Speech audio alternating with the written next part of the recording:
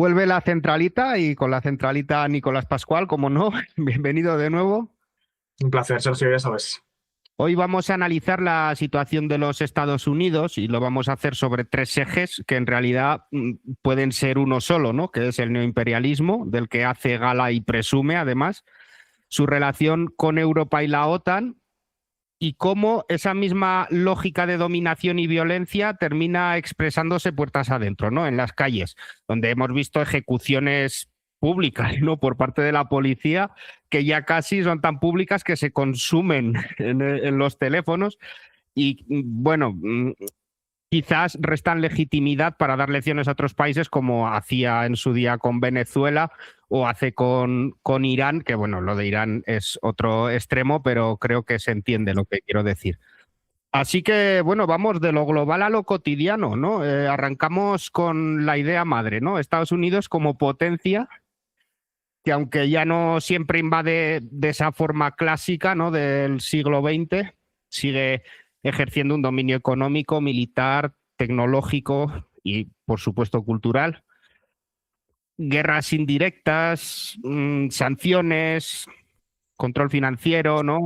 Exportación de esa ley y orden, que de puertas para adentro se traduce en una policía que no parece muy cualificada, pero con eso iremos dentro, y esa retórica que parece que ha recuperado de la Guerra Fría, porque habla de comunismo, habla de... Así que, bueno, pues empecemos con ese neoimperialismo. ¿Cómo lo analizarías? Pues bueno, Sergio, este neoimperialismo, porque es nuevo, pero sigue siendo en esencia, yo creo, ¿no? Esta dinámica de entender el mundo que nos tenemos que remontar a 1823 para poder entender. ¿Por qué 1823? Porque tenemos entonces al presidente Monroe que frente al Congreso presenta lo que después se conocerá como doctrina Monroe, en la cual hay un statement, que dirían ellos, un claro enunciado, un titular. América para los americanos, no Norteamérica, América, el continente entero. Eso tiene dos vertientes. Tiene una clara vertiente. Sí, perdón, América para los norteamericanos. Claro, sí, sí, sí, sí. Pero es que ellos no son norteamericanos, ellos son americanos en su conjunto, pero ellos solos. Es decir, lo demás está sometido. Por eso hay Su siempre concepción. la doble vara con la que estamos jugando.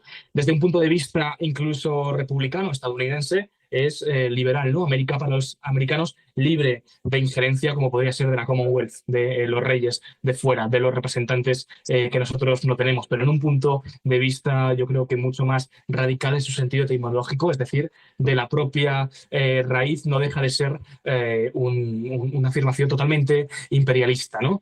América, todo el continente, desde Canadá hasta la Patagonia, para, como decías tú, los norteamericanos, que son norteamericanos, no americanos en su conjunto. Yo creo que estos días hay que volver a leer a Galeano, ¿no? Y hay que volver a ver cómo las venas del continente siguen sangrando, por mucho que pasen los años. 1823, acabamos de comenzar 2026, comenzamos de una forma trágica o preocupante el 3 de enero, pero es que finalizamos el año 25 con un documento clave, que es la Estrategia de Seguridad Nacional. Un documento de los Estados Unidos en el que se esboza cuál es el fin, cuál es el medio, cuál es lo que se quiere conseguir en materia de política exterior, qué es lo que se quiere hacer. Y es recuperar esta doctrina Monroe ahora doctrina Don Rowe, de Donald Trump. Él mismo incluso ha llegado a jugar con el término, ¿no? Él mismo se plantea, vuelve a ponerla sobre la mesa, la doctrina Don Rowe. Así que sobre esta doctrina, sobre América para los americanos, o como bien dices, puntualizando los norteamericanos, empezamos yo creo que a desgranar. Vemos que venimos de 1823, pasan 203 años y comenzamos 2026. Yo me levanto, recuerdo, de la cama con los mensajes ardiendo de que Estados Unidos había llevado a cabo una operación relámpago, rapidísima, en la cual se había metido a un país extranjero, en el cual ya habíamos además tratado precisamente en esta sección lo que estaba ocurriendo por ahí. Llevaban yo creo que es un poco lo que hay que desgranar, ¿no? Todos conocemos los acontecimientos, pero yo creo que vamos a intentar ir un poco más allá de las teorías que hay sobre la mesa. Entonces, ya llevábamos, esto no viene de la nada, ya llevábamos unos meses en los que había habido misiles contra embarcaciones, había habido continuas declaraciones de intenciones, declaraciones que yo mismo creo que no me creí, que no tomamos quizá lo suficientemente en serio, que no supimos ver, ¿no?, cuál era el futuro, y de la noche a la mañana, como digo, comenzamos el año entrando a un país extranjero, cogiendo a su presidente y a su mujer y llevándoselos a Nueva York, en este caso donde después sería juzgado por unos crímenes que además empiezan como que llegan y se van, ¿no? Porque en un primer momento Maduro era el líder del Cártel de los Soles, que es algo que además comentamos en esta sección, y después fue retirado por el tribunal de ese cargo. Se le culpó de otros, ¿no? Pero de ese, del líder de la narcodictadura, que es lo que repetía el presidente norteamericano, fue retirado de ese cargo por la propia acusación, no por la defensa de Maduro, ¿no? Entonces, claro, ¿de dónde viene esto? ¿Y cuán de imprevisto fue? Pues yo creo que conforme vamos sabiendo y vamos recopilando información, lo que yo he podido ir leyendo estos días, ir informándome, justo el otro día además tuve una clase en la universidad sobre Venezuela, entonces bueno, también vengo con nuevos datos, nuevas teorías sobre la mesa, fue de una persona venezolana que había tenido que escapar del país, entonces tenemos diferentes visiones sobre la mesa. Lo que nos dicen es que esto de imprevisto tampoco fue.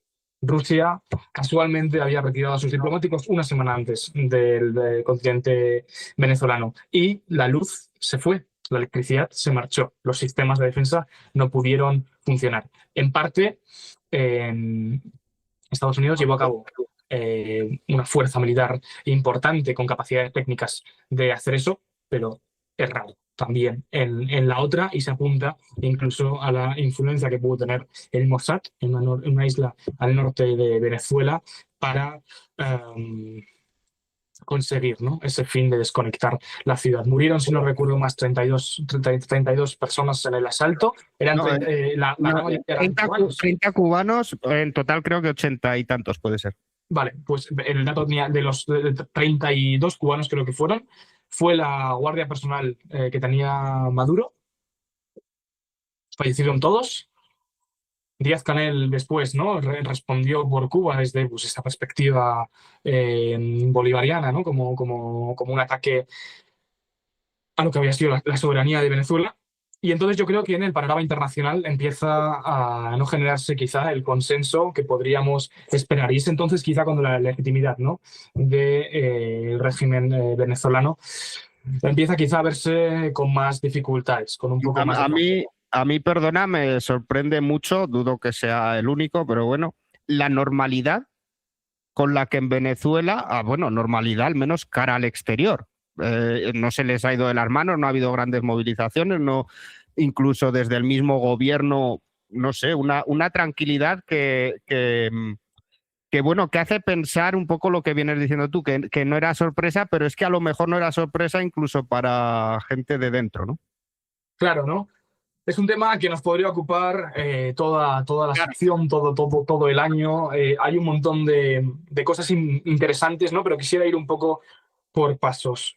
¿Cuándo ocurre esto? Enseguida sale Trump a hablar desde Mar-a-Lago a las pocas horas. Recuerdo estar pendiente del teléfono. Y ahí sorprende, ¿no? Porque ¿qué nos dice Trump? ¿Es el discurso de Siria, de Irak, de Afganistán? No, es un discurso que recuerda. Hay una intervención, si quieren buscar, de Gustavo Bueno, en la que le preguntan si las guerras por petróleo están justificadas, y dice que sí. Y a mí me hizo pensar, ¿no? Y precisamente no llega a este término, no habla de democracia, no habla de valores liberales, no habla de transiciones, o por lo menos no en su esencia, ¿no? No es el punto de la intervención que da desde Mar-a-Lago. Habla de petróleo, habla de intereses estratégicos e intereses energéticos, ¿no? Y entonces, desde un primer momento, se nos empieza a vender, ¿no?, como la potencia que es Venezuela en petróleo. Recordemos también que Estados Unidos solo tiene petróleo para 15 años más, al ritmo de extracción que lleva. Él solo tiene reservas necesarias para 15 años, si no recuerdo mal el dato. Entonces, claro, dentro de la propia estrategia de seguridad nacional que he mencionado, se empieza a ver como un escenario que hay que conquistar, en el que hay que luchar, la extracción de petróleo, ¿no? Y en un primer momento es cierto que es eso lo que empieza a ocurrir, que se va pidiendo, ¿no? Que tenemos que conquistar el petróleo, que se va dejando la democracia al lado, que se deja al lado cuando a María Corina Machado no se le pinta desde un primer momento como la persona que va a liderar esta transición, y cuando se pone a Delcy Rodríguez. Delcy Rodríguez, figura muy pragmática, figura muy cercana al régimen, pero figura que había ostentado el cargo de Ministerio del Petróleo. Tampoco creo que sea casualidad, ¿no? Que fuese ella la figura elegida para continuar. Que es cierto que es la que tocaba digamos, en sucesión, pero bueno, no creo que esté las cosas como para hablar de sucesiones o de legalidad, ¿no? Yo creo que todo va un poco más allá, que si hubiese querido poner a otra persona que se hubiese considerado más propensa a los fines que quiere Estados Unidos, se hubiese puesto sin ningún problema. No creo que sea una cuestión ahora de legalidad o no. ¿Qué ocurre? ¿Qué pasa esto? Se nos empieza a hablar de petróleo, todos empezamos, ¿no?, a pensar en la extracción, a pensar las empresas llegando a Venezuela, y Trump convoca a los presidentes, ¿no?, de las principales industrias petroleras. Industrias petroleras que en Venezuela ya estaban presentes. Ojo, algunas de ellas, en concreto Repsol y Chevron. Y se convoca a estas personas a la mesa. Y aquí creo que tenemos que ver una cosa, y es la evolución del mercado, ¿no? ¿Qué ocurre después de estas reuniones? Porque el mercado petrolero sube en un primer momento, pueden ustedes ver las gráficas. ¿Qué ocurre después? Que la situación se empieza a tranquilizar, empieza a rebajarse. Las gráficas caen las acciones de ConocoPhillips, caen incluso las de Chevron, las de Halliburton, las de ExxonMobil Corp. Las principales petroleras parecen no ver con garantías suficientes el hecho de ir a invertir en Venezuela. ¿Por qué? Yo creo que por dos factores claves, ¿no? O los expertos es lo que dicen. En un primer lugar, porque estas empresas necesitan de mucha seguridad para ir allí, necesitan sentirse seguras para poder invertir. Y en segundo lugar, porque el petróleo venezolano tiene una característica esencial, que ya la hemos escuchado repetido mucho, y es la densidad. Es un petróleo muy denso y es un petróleo que es muy caro y más difícil de lo habitual de extraer, por lo cual encarece los costes de extracción y producción y refinamiento de este propio petróleo, ¿no? Es interesante ver también cómo, a pesar de que el COVID pues, destruyó, y las protestas de 2014, todo fue destruyendo progresivamente en 2017 la economía venezolana en el petróleo, y el COVID fue un bajón, la economía venezolana, en cuanto a petróleo, estaba volviendo a subir precisamente por la colaboración que estaba habiendo con Estados Unidos. Estados Unidos, que se llevaba la mitad de las exportaciones que tenía Venezuela. China era la segunda beneficiaria. España está muy cerquita de China en cuanto a las exportaciones venezolanas hacia el continente español, Brasil, Turquía. Es decir, Estados Unidos ya tenía mucha presencia en la zona, ya tenía un interés comercial ahí presente, ya era aliada, ¿no?, de los States. Pero como digo, petróleo que no parece no interesar tanto a las empresas internacionales, petróleo caro de extraer, y petróleo que yo creo que con la distancia del tiempo y escuchando, leyendo estos días, viendo como lo que nos dicen los expertos, parece tampoco ser el kit de la cuestión, tampoco parece tener tanto sentido esta estrategia para únicamente, ¿no?, en esencia, quedarse con el petróleo. Y quizá empezamos a pensar un poco más allá. Y esta actuación, ¿no?, que es lo que un poco quiero poner sobre la mesa, no tenemos certezas, pero bueno, tenemos teorías, quizá no es el verdadero fin. Y hay algo un poco más allá y tiene más que ver con los intereses geopolíticos y con los intereses estratégicos de los Estados Unidos y de su nueva doctrina Monroe, como estamos estableciendo, que no de un análisis puramente económico, capitalista, mercantil. Es decir, hay algo más, ¿no? Hay algo más cuando estamos hablando de que quizá sea el Mossad el que haya ayudado a... hay teorías, ¿no? No hay certezas, pero hay teorías de que seamos el Mossad, el que en colaboración con el ejército estadounidense haya ayudado a producir el apagón, o que sea una región con muchos grupos internacionales presentes, grupos internacionales enemigos históricos de Estados Unidos, en concreto a Hezbollah, ¿no? Que hay documentos de estrategia, o sea, de seguridad estadounidense que sí que parecen establecer la presencia y parecen, ¿no?, dar la razón a la presencia de Hezbollah en la zona, de otro tipo de grupos de Oriente Medio que están presentes por allí, realizando labores de entrenamiento, de fuerzas insurrectas colombianas que también están en zonas venezolanas. Bueno, yo creo que el conflicto va más allá, que no, como digo, me gustaría, ¿no?, ir tratando conforme vayan pasando las semanas este tema, volviendo a traer a ver lo que tenemos, porque es muy interesante.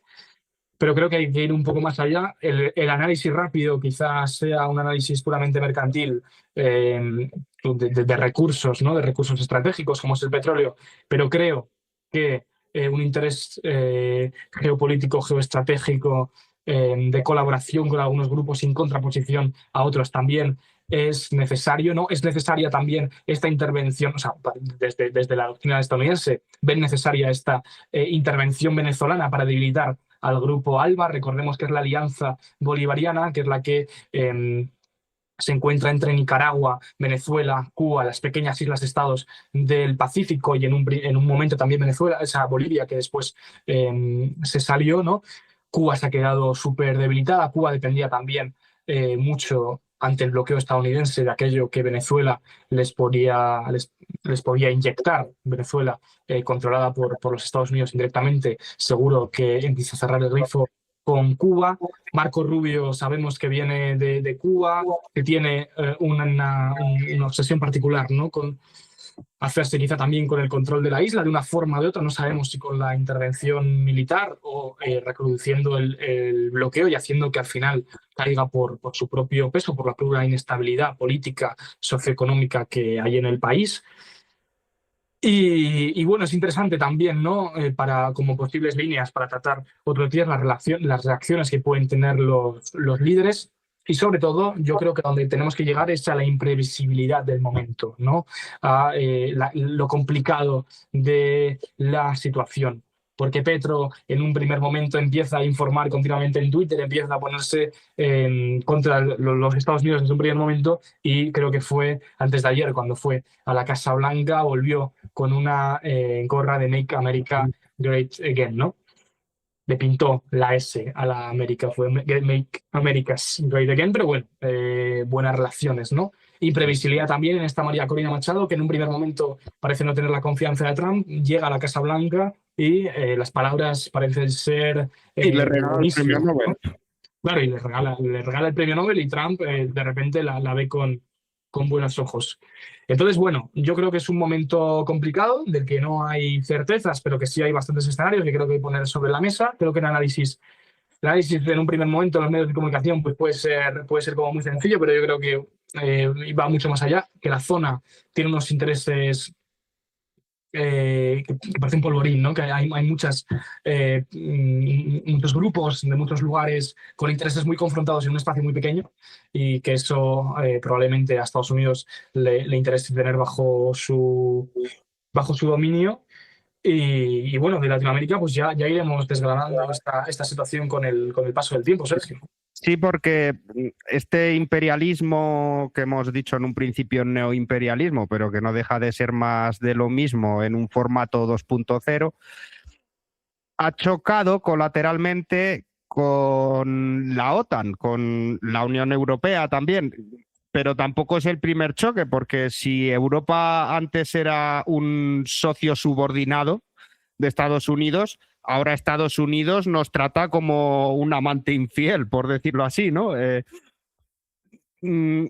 ¿Cómo puede afectar esto? Porque, claro, estamos hablando en Groenlandia, que es de donde estoy hablando, ¿no?, que colateralmente ha chocado con un país europeo y con la OTAN. Ahora se ha relajado un poco la cosa, parece que están más en los despachos, pero hubo un momento en el que parecía que un aliado de la OTAN iba a atacar a otro. Hasta ese punto ha cambiado la situación geopolítica, ¿no? Claro, es un poco lo que estamos hablando, ¿no? La imprevisibilidad del momento. Trump no sabemos con qué nos va a salir y con Groenlandia yo creo que estamos más puestos en eso, ¿no? Que en Latinoamérica, que lo vemos continuamente en la televisión. Está ocurriendo un poco eso. Y yo creo que es un caso bueno, como es el de Venezuela, para explicar cuál es o cuál creo que es, en función de lo que escucho, de lo que leo, la dinámica estadounidense, ¿no? Yo creo que es muy fácil caer en este análisis en decir que Donald Trump es un loco y que es una persona, pues eso, que gobierna el mundo, mueve los hilos del mundo como le da la gana y bueno, ¿no? Pintarlo como una persona loca, alocada, maniática, ¿no? Maquiavélica, ¿no? Que no hace más que divertirse haciendo una u otra cosa. Y yo creo que precisamente ese es el éxito comunicativo que tiene Donald Trump, que es su imprevisibilidad retórica, su forma de salir de las cosas, su escaso sentido del ridículo en público, ¿no? Pero no creo que eso, no creo, o sea, esa estrategia comunicativa, no creo que haya que confundirla con lo que en esencia hay ahí. Yo no creo que Donald Trump sea una persona loca. Yo creo que sirve a unos intereses muy concretos, que detrás tiene respaldada a un grupo, a ciertos grupos empresariales que se benefician de sus acciones y que detrás de la dinámica y la doctrina Don Rowe hay una administración estadounidense probablemente muy consciente de lo que se está haciendo. Que lo que se está haciendo no tiene precedentes retóricos, porque de actos tampoco parece sorprender tanto a lo que venía haciendo Estados Unidos interviniendo en u otro lugar. Lo que pasa es que antes quizá se mentía, se camuflaba la intervención y ahora parece que la retórica es mucho más directa, tiene menos decorado, ¿no? Ya no vamos para liberar de dictaduras a los pueblos e imponer la democracia liberal. Ya vamos porque lo que nos interesa va mucho más allá de la población, de la gente. No sabemos lo que es. No se habla de democracia en Venezuela, no se habla de transición, no se habla de futuro político, no se habla de la gente de Venezuela. Se habla de su petróleo, se habla de sus agentes, se habla de su injerencia externa, pero no de los propios venezolanos y venezolanas, ¿no? Como tampoco se hablaba en Oriente Medio de las personas que allí habitan. Entonces yo quisiera también, ¿no?, aprovechar este inciso para introducir un nuevo término que creo que también engloba mucho este presente político, que es el neocortesianismo, ¿no?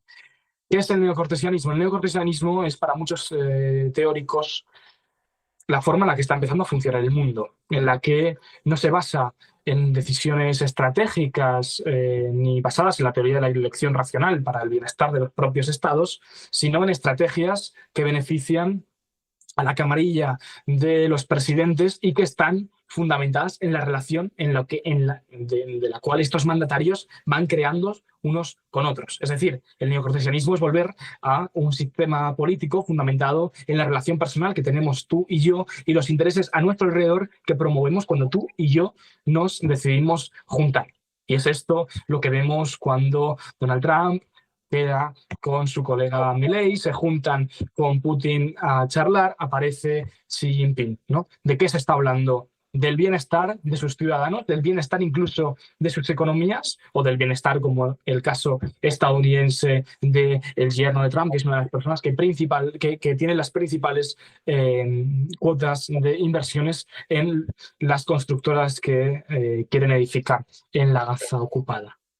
Hay ahí cerca de los mandatarios un conjunto oligárquico de empresas que se ven beneficiadas con las relaciones que estos mandatarios empiezan a crear entre ellos. Neocortesianismo es un término que creo que es bastante bueno para entender el mundo, ¿no? Interesante, interesante. Pues vamos con esa lógica imperial y militarizada, pero hacia adentro, ¿no? Recuerdo cuando el último asesinato de Lice, grabé una cápsula de audio en la que decía que estas ejecuciones públicas que se están viendo en Estados Unidos son un síntoma, ¿no?, de la militarización del país, ¿no? De un país donde, me acuerdo, Javier del Pino, el que lleva él a vivir en la SER, contaba, él vive en Estados Unidos, que iba a buscar a su hija a la estación de tren y se encontraba una estampa de un país en guerra, ¿no? Con agentes encapuchados por el Starbucks. O sea, entonces esa lógica que proyecta hacia el exterior, Trump ha aprobado también, parece que ha tenido un poco que cambiar a la fuerza, relajarse un poco porque no sé por qué, yo creo que algo ha visto que se le está volviendo en contra, pero bueno, hablemos de esto, ¿no? De cómo también esa lógica militar ha sido hacia adentro y cómo puede acabar eso, aunque, insisto, parece que se ha dado, no dado cuenta, sino cambiado el rumbo por necesidad, supongo. Sí, no, yo creo Bueno, que perdón, que el racismo estructural sigue, las redadas siguen, solo que ha bajado la intensidad. No quiere decir que el ICE no esté patrullando o que, pues eso, que no siga siendo un racismo institucional obsceno, vamos. totalmente, ¿no? Yo además creo que es buena la puntualización, Sergio. Yo creo que muchas veces hablamos como de los macrodatos, decir, bueno, qué bien que han podido bajar las deportaciones en este último mes. Bueno, no sé que eso, han bajado, pero las deportaciones están ahí, ¿no? Y el síntoma claro de la primera deportación, yo creo ya tiene que asustarle a uno. Pero sí, como dices, yo creo que ha habido un punto de inflexión, ¿no? De lo que nos llega aquí en España, de lo que pasa en Estados Unidos. Yo creo que probablemente hayan hecho puro cálculo, yo creo que ya hasta este momento, así de triste, puro cálculo electoral, ¿no?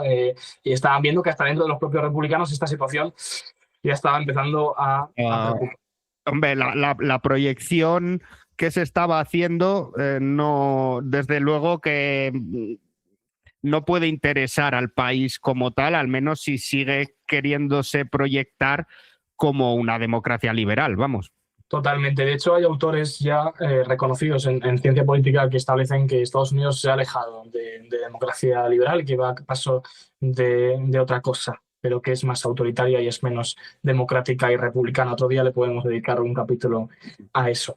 Pero sí, lo que estás comentando tiene toda la razón. Recuerdo también ver los vídeos, los hemos visto todos de Minneapolis, de cómo estaba, parecía, ¿no? El ICE militarizado, el ICE al cual se le han cambiado los uniformes y llevaban uniformes inspirados directamente, o parecían inspirados en los comandantes alemanes, ¿no? Eso, los altos rangos, porque uno de los problemas es que no había, para los que patrullan encapuchados, cada uno iba vestido de una manera, si acaso el chaleco les coincidía, pero es que uno de los problemas era, no se les identifica, o sea, no van identificados, no llevan ni siquiera un uniforme definido. Si es cierto que los altos cargos, yo creo que ya en un absoluto ejercicio de provocación internacional, porque es que eso no puede ser si no es consciente, llevaban efectivamente gabardinas, si no inspiradas, similares a las de las SS o del ejército alemán, vaya.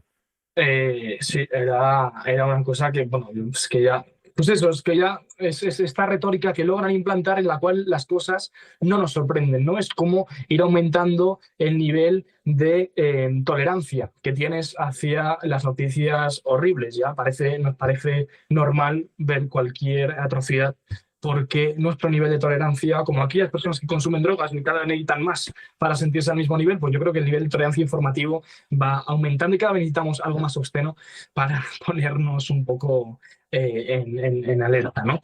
Pero sí, yo creo que también si desgranamos en datos macro, ¿vale? Lógicamente, detrás de estos datos, como decía Galeano, creo, hay una gota de sangre de pato detrás de cada cifra, ¿no? Es decir, detrás de estos datos, pues eso, hay sufrimiento, hay miseria, yo creo que es algo que hay que recalcar también, pero bueno, en un año las deportaciones de Trump ascienden a 675.000 migrantes de forma forzosa, ¿no? Porque hay muchas personas que han abandonado el país de forma voluntaria, con todas las comillas que puedan caber en la palabra. Pero es que de Biden, en el último mandato de Biden, en el último año, 685.000 personas. Es decir, más personas en el mandato de Biden que en el mandato de Trump. Bueno, en Trump lo que pasa es que no llega a 2 años en este mandato, claro. Sí, claro, pero en un año, en un año. Es decir, Bueno, Perdón. en un año. Y el mandato de Obama es conocido por ser la persona que más expulsiones ha hecho, deportaciones ha hecho del país. El titular es ese. Los datos son diferentes. En primer lugar, que no hay clara transparencia de los datos. Y en segundo lugar, que tanto las deportaciones de Biden como las deportaciones de Obama estaban centradas en personas que habían cometido delitos, extranjeros que habían delinquido, ¿no? Mientras que en los republicanos no se ha aplicado ese criterio. Se calcula que entre el 25 y el 35% de los deportados contaba con antecedentes penales. Es decir, el criterio no era los delitos. Podíamos tener incluso las mismas deportaciones que Biden, pero no basada en los delitos. Es ahí donde creo que hay que poner el foco. Es decir, el peligro de estas deportaciones es la incertidumbre que estas crea entre la población.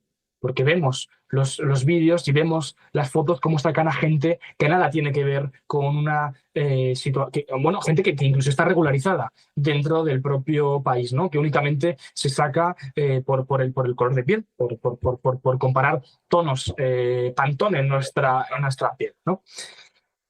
Entonces, bueno, yo creo que es que la situación es cuanto menos guerra civilista, incluso, porque vemos como, por ejemplo, las panteras negras han vuelto a salir a la calle, se han refundado además para acoger a los migrantes, no luchar por la liberación de las personas negras, sino por las personas racializadas.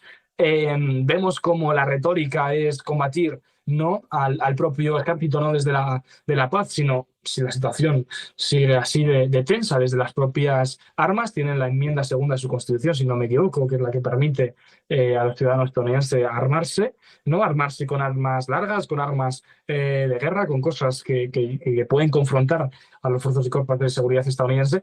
Y yo creo que es una situación catastrófica, ¿no? Que uno de Estados Unidos desde la lejanía pensando en si es un Estado fallido o qué narices es aquello, pero normal no es.